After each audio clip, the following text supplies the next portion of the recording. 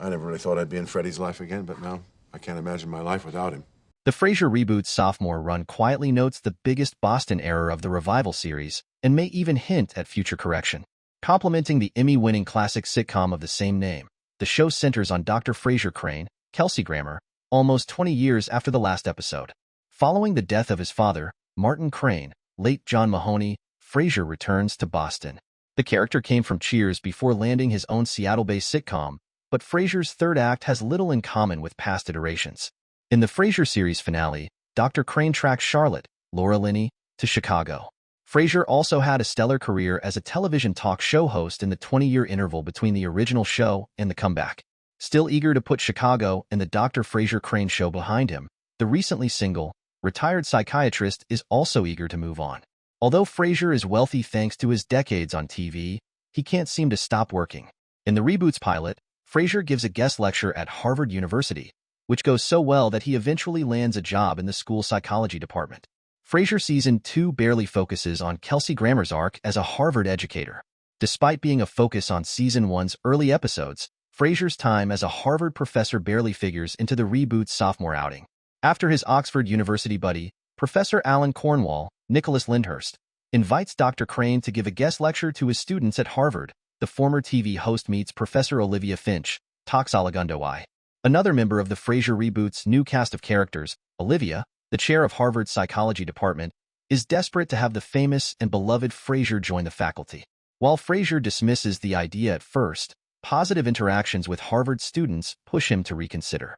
While Frasier's radio show was a huge part of the original series, the character's stint as a Harvard professor doesn't serve the same purpose.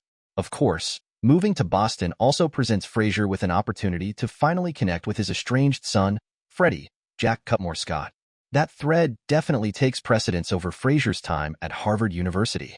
If the sitcom ventures into Cambridge across the Charles River, the scenes primarily take place in Frasier and Alan's offices.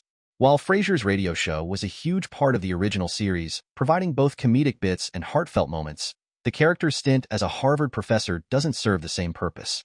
Instead, the Frasier reboot Season 2 neglects the educator arcade altogether.